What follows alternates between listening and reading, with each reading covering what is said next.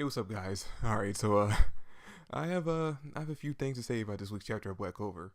So let's just jump right into it. All right, so we get this chapter. This week's chapter is basically starting up the rematch between Julius, the Magic Emperor of the Clover Kingdom, and what's his name, Licht, the boss of the Midnight Sun's Eye. And before we even get to the fight, I want to talk about what happened in the first few pages of the chapter. I know a lot of people are probably gonna have problems with that. So in the first few pages of the chapter, Julius is basically saying in his head, like in through like inner monologue, basically since the first moment that him and Yami met Vengeance, they thought something was up with him and they didn't fully trust him. And it was even more confirmed that they thought like he might be suspicious when they actually fought Lich for the first time.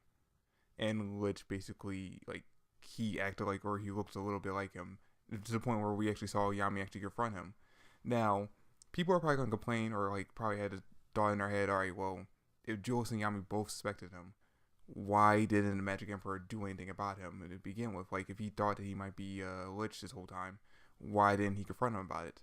And it actually makes a lot of sense that he wouldn't confront him. I mean, Yami, yes, Yami is, hot headed. He would go right at him like, hey, are you the bad guy? Prove to me that you're on our side. Which Vengeance actually did by him removing his mask. But Julius, he was like, all right, I'm still suspecting it a little bit. And the reason why it makes sense for him to keep him around is basically because if you're not ready to capture the guy, if you're not ready to capture your enemy that you know is basically betraying you, like if you know someone on your side is betraying you and you're not ready to confront them about it, you're not in a position to basically capture them and figure out what's up with them, then you're just gonna stay silent about it. Okay, so let's talk about the actual fight. All right, so like I said in the last review, no matter how strong Lich got over like his little bit of time of training, the short amount of time that he had to train up to fight the Magic Emperor, there's no way he got strong enough to take him on. Even if he could probably take on Yami at this point. Like I would believe that maybe with the training he did in the short amount of time, he's able to fight Yami to a standstill. But there's no way he was able to train. He was able to train himself out to be stronger than the Magic Emperor. And he kind of admits that in the chapter. He kind of admits that he's not strong enough to take him on, like with brute force. So instead, he relies on his speed. We find out in this chapter that basically, at least I think we find out in this chapter, but we do. He says in the chapter that basically his light magic is the fastest type of magic there is. So he plans on overpowering him with his speed, basically like attacking him so fast that he can't dodge it. Which at first doesn't work. Jules just barely manages to dodge all his attacks, and then Lich finally lands one attack on him, and Jules actually takes some damage. He actually slashes Jules' chest, and you see he's actually bleeding through like his clothes. And Jules actually gives him props. He's like, "Hey, you actually managed to land a hit on me. That's impressive. It's been a long time since anyone's been able to damage me. I actually forgot what the pain feels like. But I need you to remember something before you start boasting yourself that you might be able to kill me. I'm the Magic Emperor." And then Jules just gets rid of the wound. He uses time magic to like just get rid of the wound completely. And then the chapter they go fighting again. Jules which is like, "Hey, I hit you once. I'm gonna be able to do it again." He goes at him, and Jules just shows that he's a lot faster than Witch is. He's like, all right, enough playing around. Let me get a little bit serious.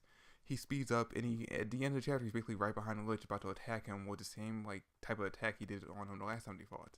And it's like, all right, that's it. The fight's over right here. There's no way, like Jules does not have the upper hand. And this is kind of the problem I have with this fight because basically, like even before this chapter, when we find out that Jules can kind of see into the future, even before that, I was like, all right, well, this guy can manipulate time. You can't beat that. Not to mention the fact that he is the Magic Emperor. He is the strongest person in this entire empire. Like no matter realistically, the fight between the last time they fought to now, it's probably been like 2-3 months tops. There's no way, no matter how strong Lich got, no matter how much he trained, realistically, there's no way he got strong enough to take on the Magic Emperor when he couldn't even take on Yami, who isn't even on the Magic Emperor's level. So like I said in the last review, unless he uses magic stones, realistically I did not see a way he was going to win this fight. Now, he caught me off guard with this whole I'm going to attack with speed instead of strength. That made a lot of sense. That actually could actually win him the fight. But when we find out that the Magic Emperor is even faster than him, then it's like, all right, well, how's he going to win this now? Realistically, he shouldn't be able to win. Unless Rades and them come up with the magic stone that they stole from the Black Wolves headquarters. It's like, here, take this. And he just gets a power boost that basically lets him be faster than the Magic Emperor, which realistically, when you have someone who can control fucking time, you shouldn't be able to go faster than them, regardless, because they should be able to stop time instantly, like hit from Dragon Ball Super. But regardless of the fact, that's pretty much the only way I could see him actually winning this fight. But you know what? Despite the fact that the fight pretty much went exactly how, or at least ended exactly how I thought it would for this chapter, you know, I gotta give Lich props because he actually did manage to beat my expectations. I did not expect him to even land one single hit on Julius in his first chapter without using like a magic stone or anything. The fact that he was smart enough to say, hey, I can't beat you with power, so I'm gonna beat you with speed, really impressed me. So I'm actually looking forward to see what happens next. And remember, this is only the first chapter of this fight. We got at least next week's chapter, probably two more after that. Who knows how long this fight's gonna be? Plus, we got to keep in mind Lich is the main bad guy of the series, so we know Asta has to ultimately be the one to defeat him, which means that no matter what, no matter how much stronger Jules is, we know for plot convenience, Jules has to lose his fight for some reason. He has to lose the fight, or at least Lich has to distract him long enough for his people to take the magic stones that Jules is keeping like on his person or like hidden away. So yeah, we know, at least we know ultimately, Jules can't kill Lich. We know that. So either Jules has to lose or Lich has to distract him long enough for the magic stones to be stolen. Either way, we know the fight. We know this isn't going to be the end of Lich.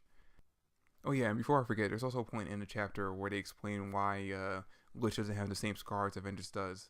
And it's basically because we find out, or I think we're finding out for the first time, I'm not sure, but Lich basically describes that like the scars Avengers has is based off a curse that his mother's family was put upon, and that's the reason why he has his scars. But that curse only affects humans, and since Lich is an elf, when he transforms into Vengeance, he doesn't have the same affliction, which would actually explain why.